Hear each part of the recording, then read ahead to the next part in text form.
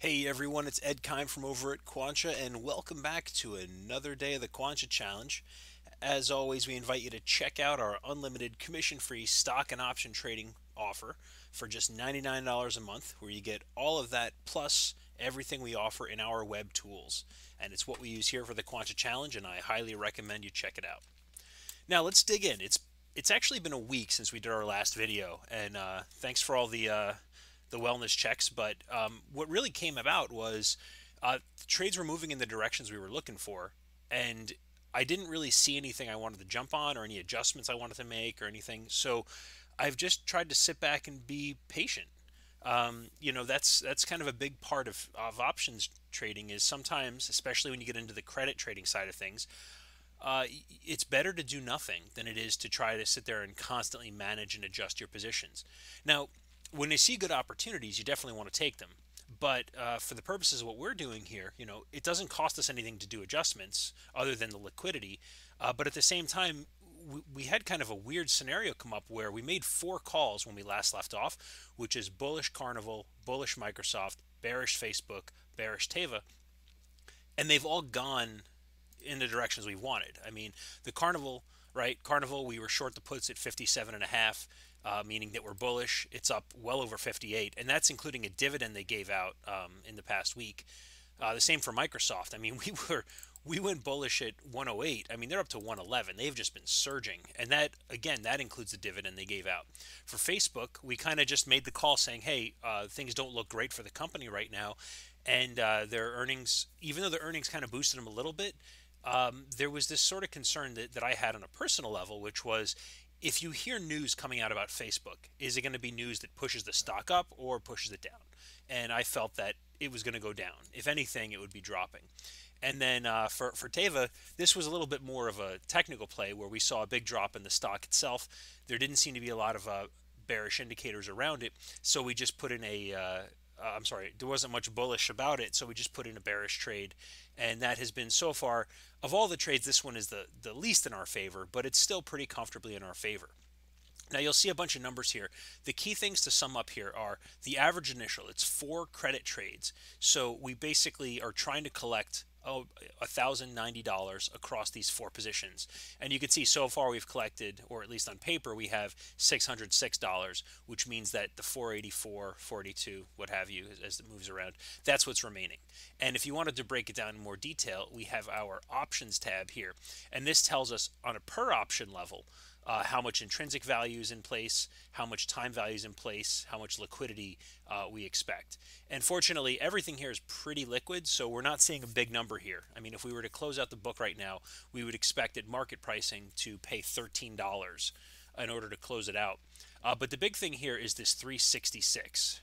This number, this tells us how much money is remaining for us on the positions we're holding relative to, if we were to hold them out and they were to stay where they're at, and assuming everything was in the money or the time value relative to intrinsic. As you can see, we've got 3 trades that are entirely, as far as we're concerned, they're entirely profitable.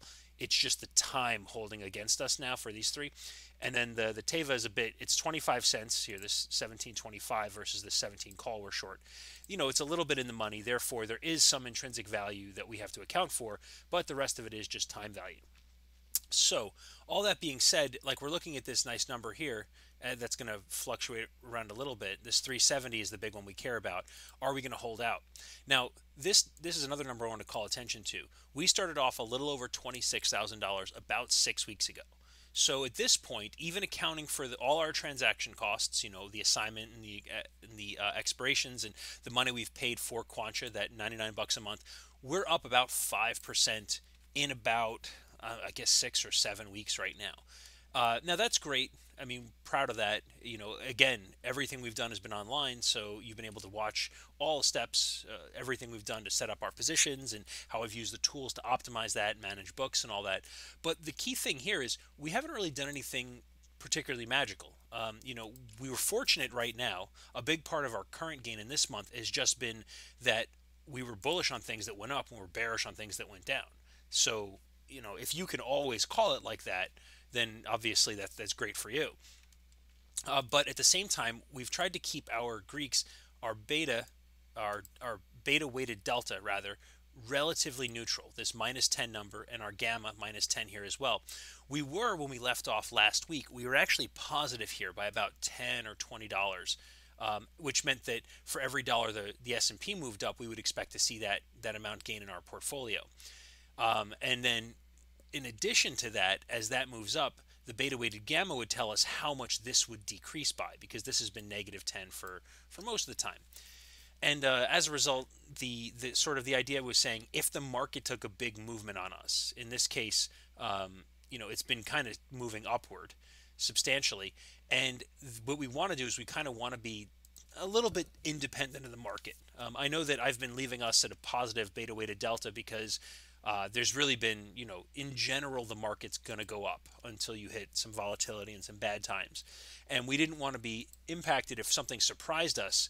In the event that the market dropped, we felt that Facebook and Teva were going to get hit harder than the others, and that would offset the losses we would see in Carnival and Microsoft. But that hasn't happened, so we've just been kind of collecting cash. And if you take a look at our allocation here, I mean, really, 82% of our portfolio is in cash right now. So we've got less than 20% invested. So on that 20%, and it's varied over time, but for us to be up a comfortable 5% in over the month and a half that we've been in the market, that feels good. But one thing I want to watch out for is this negative here. We still don't have any real reason to believe this S&P number is going to start dropping soon. So I would like to kind of hedge out of this. Plus, if you look at the amount of value we have remaining on our Carnival and Microsoft trades, we've still got 2 solid weeks. I'm sorry, we've got, it's 1 week for each of these, Microsoft and Carnival. They each got 1 week left, and this is $23, this is $25 remaining.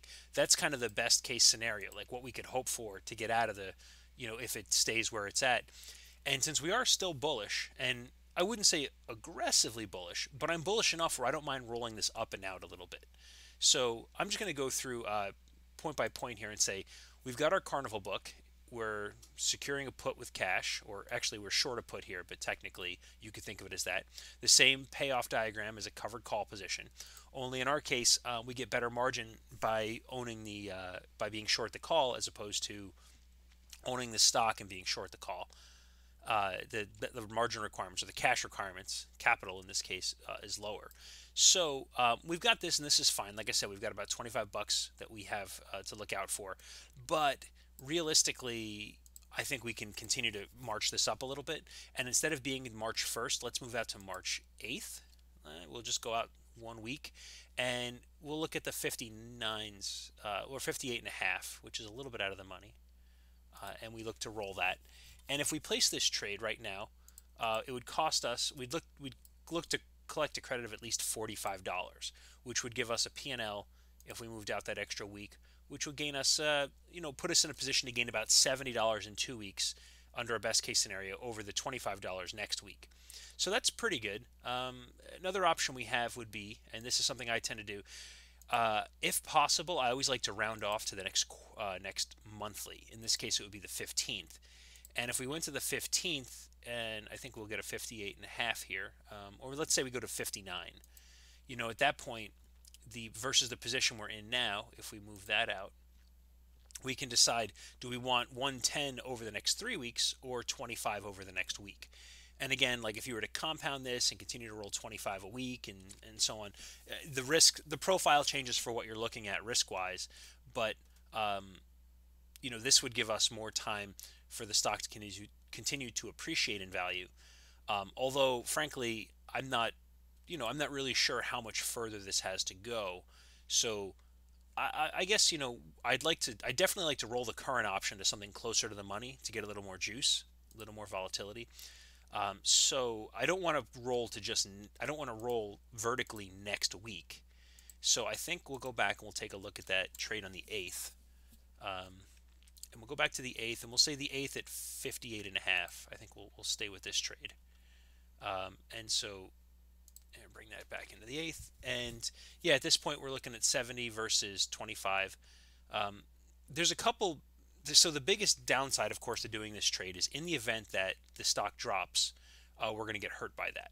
That would be a much worse case to be in because we're much more secure with the current position we're in. We've got a lot more room to drop. I mean, it can go all the way to 57 before we start to see a decline in our market value because that's where the call is or the put is struck at.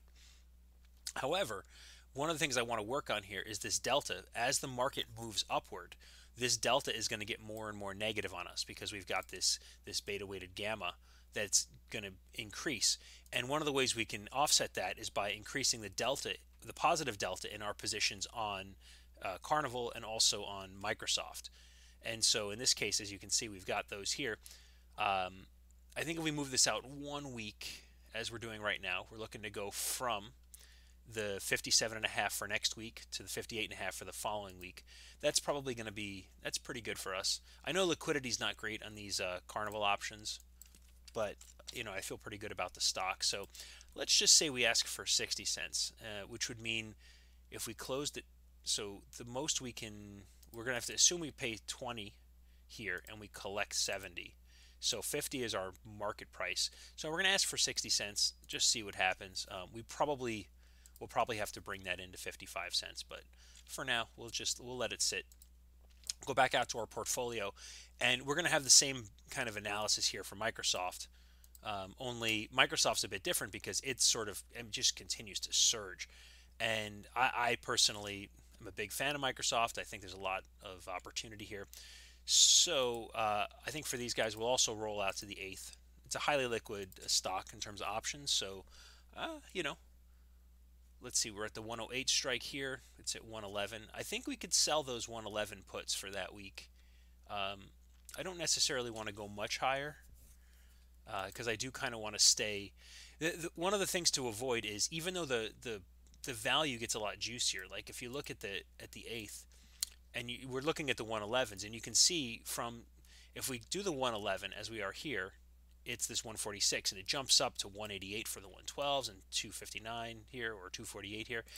The reason those numbers are so big is obviously because of the intrinsic value, meaning that the stock itself is already low enough where the value of these puts is increased by that.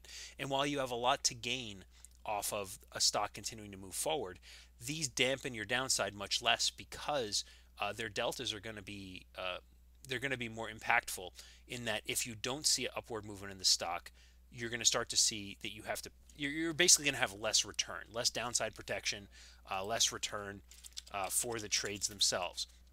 So again, I would recommend when you're making trade-offs like these, the closer you are to the strike price for the forward price, the better position you're going to be in to collect more theta.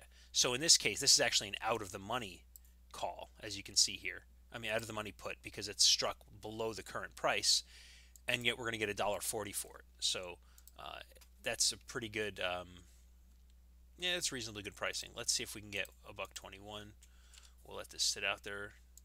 Again, these are spreads we're trading across a calendar, so when these trades are out there, they probably won't fill too quickly because you have to find one market maker that's willing to take on both positions you're looking for, and so we'll let that sit as is. The thing I forgot to show off here was if we go back to our pending book and we take a look at where we are with Microsoft, as these options get loaded here in the latest data, the thing we wanted to see also is this number here. So in the event that the Carnival and the Microsoft trades fill, assuming that they neither of them have filled yet, although I think one of them may have if this number is this low. When these guys fill, what we really want is we want this number to be as close to 0 as possible. And that's sort of what we're kind of analyzing against right now.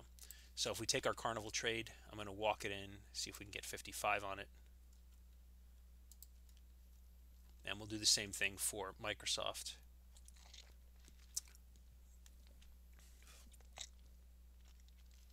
There we go. Now I'm going to grab the Microsoft trade. We'll load it up. 121 we were looking for. This is probably pretty close to filling, but we'll go to 120 just to get it faster, ideally. So there we go. Microsoft filled. Carnival still open. I think we can bring Carnival down to 54, and we'll literally just walk it in 1 cent at a time until we find someone willing to take it off our hands.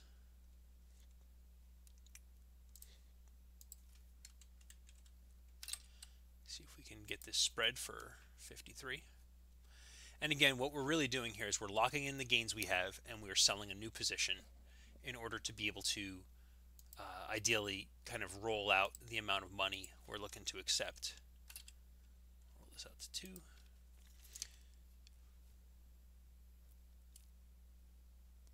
I think 52 should fill for us, but for the moment, we'll let that sit as is.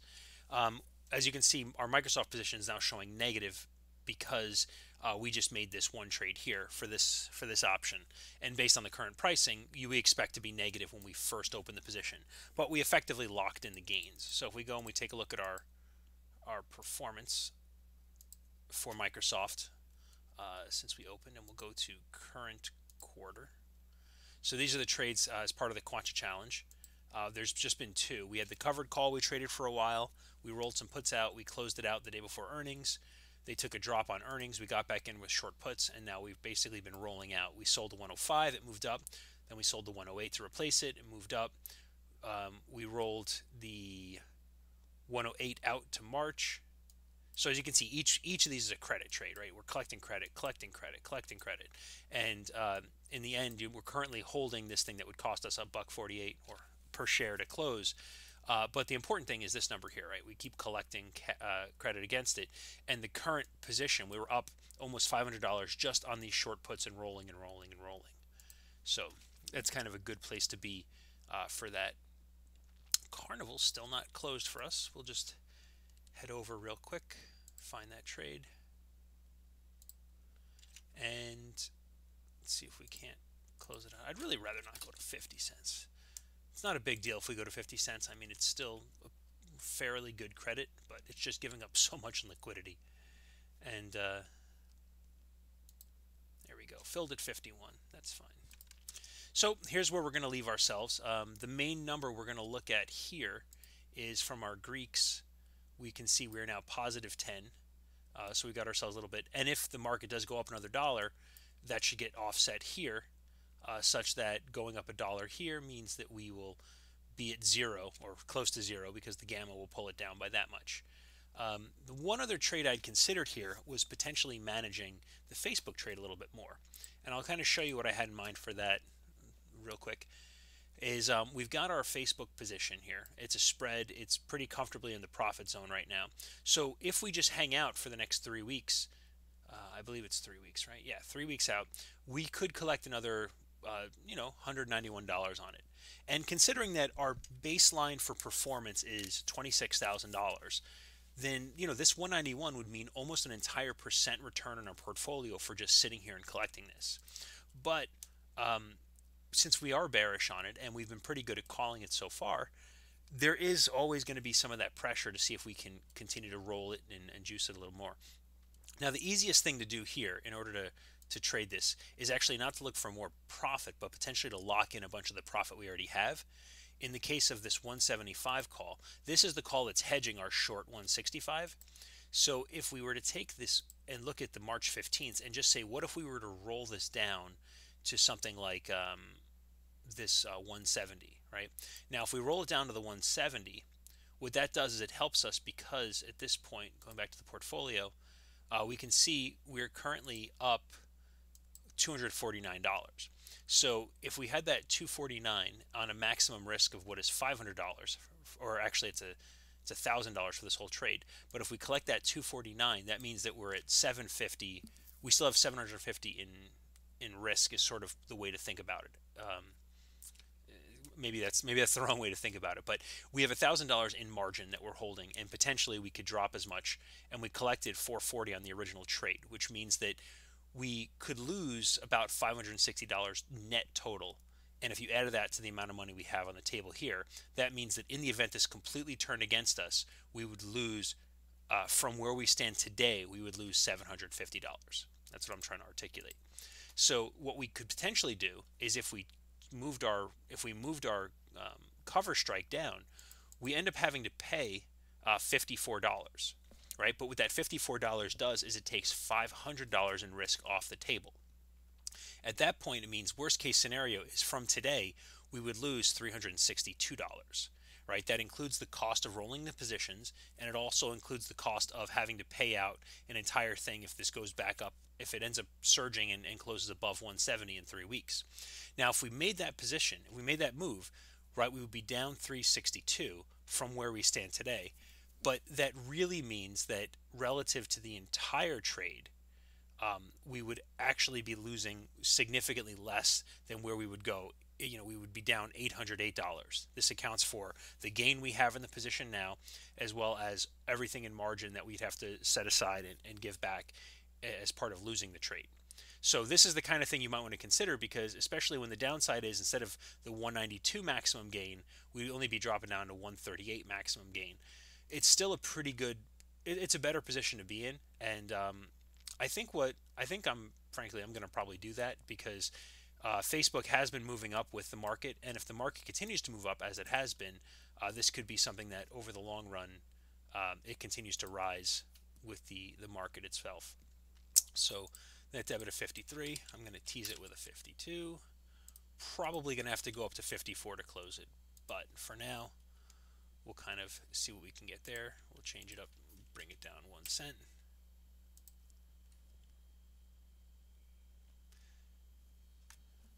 And as we kind of roll these orders in, the big purpose here, again, the trade we're making here is all about minimizing the risk. As you can see, the debit kind of moved up. I'm just going to jump ahead to the midpoint. It's going to jostle around a little bit, but hopefully if we can close this position, what that'll do is it'll still give us the potential to make most of the gain we're looking at right now. And I think somebody's probably going to take that off the table for us. We'll give it a second here. But most of the reason we're doing this is we want to take some of this risk, like I said, off the table. And then with that still giving us an opportunity to make most of the money we have remaining. But again, it's just an exercise in portfolio management and sort of hedging out. So as we've done here, we've sort of adjusted our book. These are all still credit trades. At this point, we have a more positive. We've actually brought this up a little more positive, which is where I'd rather be. I'd rather be with the market right now. Our gamma sort of is going to cancel it out. So in the event we do see a continued rise, this will move down as we had before. And then with any luck, we'll still see the movement. We see Carnival continue to move up, or at least stay up over this 58.5. We'll see Facebook continue to stay below this 165. Microsoft to stay, hopefully it moves back up above 111. And then Teva would like to see a bit of a drop just to see that stay below. But long story short, I think we're much better hedged now, or at least we've taken a bunch of profit off the table that we're going to kind of bank at this point. We've opened ourselves up to new risks, so we still could potentially lose. But if we continue to see a bunch of these gains, like if we continue to see Carnival move up and Microsoft move up, or Facebook and Teva move down, or at least not continue to move, as long as those trades don't move against us, we've got a bunch of money to be made, as we can see from now having $500 in time value remaining. And yet, in the event that things do move against us, we are better protected. As in the case of Facebook, the most we can lose right now is 363 relative to our current holdings. So that's kind of where we want to be, and I think things are looking pretty good. So I hope everyone else is having a great trading week. We'll check back in as often as we need to in order to do the book management. Again, we're always going to try to do everything we can live here. I didn't get a chance to look through and show you guys the screeners that we have set up for earnings stuff, but long story short is I didn't see any earnings trades that I was particularly interested in all week, so we didn't really spend any time on that. If you have any questions or any comments or other feedback, as always, you can leave us a comment below or hit us up at hello@quantcha.com. And as always, good luck and good hunting.